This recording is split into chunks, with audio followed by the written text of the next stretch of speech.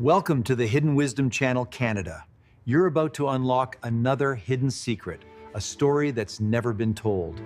Episode 2, Napoleon Hill's billion-dollar fraud, how history's greatest con man created success.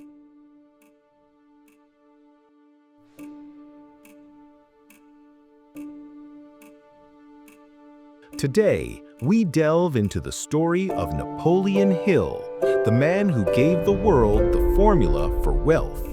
But the untold story, the hidden wisdom that forged him, reveals what he was before the fame. A master of failure, haunted by accusations of fraud. And understanding how this farce became the foundation of his empire is the key to the true mindset behind success, a lesson more powerful than anything he ever wrote. The Gospel of Success, the manual that taught millions how to get rich, was in fact the testament of a master of failure. The book is Think and Grow Rich. The story he tells is an American legend. The tycoon Andrew Carnegie reveals the formula for wealth to a young Napoleon Hill, who then spends 20 years decoding the secrets of the world's most powerful men. It's a perfect story, powerful, and at its most crucial points, it's a farce. To find the hidden wisdom, we need to follow the clues Napoleon Hill spent his entire life trying to erase. The trail of failed businesses, the newspaper headlines that called him not a genius, but a charlatan. This is not the story of a master on a mountaintop. It's the anatomy of one of the greatest and most successful hoaxes in history. The question isn't whether he lied. The question is why his lie became more powerful than anyone else's truth, and what that reveals about our own desire to believe. To understand the fraud, we must understand the era, the early 20th century. America was a furnace of ambition, the age of the self-made man, and Napoleon Hill, born into the poverty of the Virginia mountains, yearned to be forged in that fire. His ambition was a sun, his track record a black hole. His pattern was a tragedy in 3 acts, repeated with painful precision. First, the brilliant launch. In 1908, he founded the Automobile College of Washington. In an era where the car was the future, he sold tickets to that future, promising training and even the cars themselves. Act 2, the collapse. The Chicago Daily Tribune published accusations that students paid for cars that never existed, for classes that never happened. Act 3, the disappearance. Hill fled town, leaving a trail of debts and shattered dreams. This pattern would repeat. A lumber business that went bankrupt. A candy store called the Betsy Ross Candy Shop that went bankrupt. The George Washington Institute of Advertising, another of his sham colleges, also collapsed amid allegations of fraud. Each venture was a new baptism, a new chance to become the man he believed him to be. And each one ended in a funeral of creditors and accusations. What he learned wasn't how to succeed, but that he needed a better story. His genius wasn't for business. His genius was for mythology. He understood a fundamental truth about the American dream. The appearance of success was a currency as valuable as the dollar itself. So, he dressed in luxury he couldn't afford and spoke with the authority of a man who had already made it.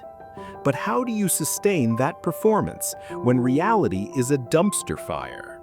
He needed a legend, a bulletproof one, and he found it in the name of Andrew Carnegie, the richest man in the world.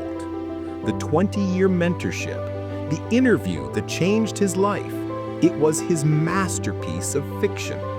Biographers and investigative historians like David Nassau, author of the definitive Carnegie biography, have found no evidence that this meeting even ever happened. Napoleon Hill didn't associate with success. He hijacked it. He took the most trusted name in America and turned it into his armor. While he preached about honesty, he was living a lie. While he taught about financial planning, he was dodging creditors. And then the outside world finally mirrored his inner chaos. The crash of 1929, the Great Depression, the house of cards collapsed. There was nowhere left to run. He retreated to a secluded cabin in the mountains. A general with no army, alone with the crushing weight of a lifetime of failures. What happens when the world's greatest dream seller runs out of anything to sell but his own nightmare? It is here, in the silence of absolute failure, that the alchemy happens. What does a man do when reality becomes a prison? Does he escape it? Or does he rewrite it? Hill did something only he could do. He looked into the abyss of his own fraud, and instead of backing away, he jumped in. He decided to build his empire on the ruins of his life. By the light of a kerosene lamp in that cold cabin, he wasn't just writing a book, he was waging a war on reality. He took every failure and relabeled it temporary defeat. Every escape became a search for opportunity, and his greatest lie, the Carnegie story, became the central truth, the cornerstone of a new gospel. Think and Grow Rich was not an act of memory. It was an act of desperate manifestation. It was a psychological spell he cast first upon himself. He was applying his own future principles before he had even codified them. He used auto-suggestion to create a new reality. He visualized his success with such fanatic intensity for so long that the story became his truth. And with that unshakable conviction, he sold it to a nation starving for hope. Amid the Great Depression, people didn't need unemployment statistics. They needed a miracle.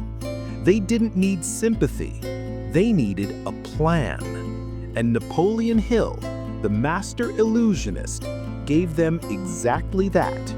He sold the idea that even if you can't control the economy, you can control your mind. And that promise of control in a world out of control was the perfect antidote to the poison of despair. And Hill's strategy didn't die with him. It has become the operating system of our time, the guru culture, the hustle mentality, personal branding, the carefully curated work of fiction that is an Instagram feed. All are direct descendants of Hill's gamble. Project the reality you desire with unshakable confidence until the world has no choice but to believe. He understood a fundamental truth about human nature. We don't respond to reality. We respond to the most compelling story about reality. But this brings us to the final question. If the architect was a fraud, is the cathedral a lie? Is the book useless? The answer is the secret within the secret. The hidden wisdom of Napoleon Hill isn't about dishonesty. It's about the mechanics of deceiving yourself into success. It's about forging a personal narrative with such absolute conviction that it becomes a physical force, a self-fulfilling prophecy. Hill showed us that confidence isn't just a result of success. It is often its cause. It is the seed. And the final paradox, The twist he couldn't have written better himself. The hoax worked. The book's staggering success finally made him the wealthy, influential man he had always pretended to be. The fraud wasn't an obstacle on his path to success. The fraud was the path. It was the application of his own philosophy in its purest, most dangerous form. So the untold story of Napoleon Hill doesn't invalidate his work. It decodes it. It leaves us with the most powerful wisdom of all. Reality is not a rock. It is clay, and the hands that shape it are our own.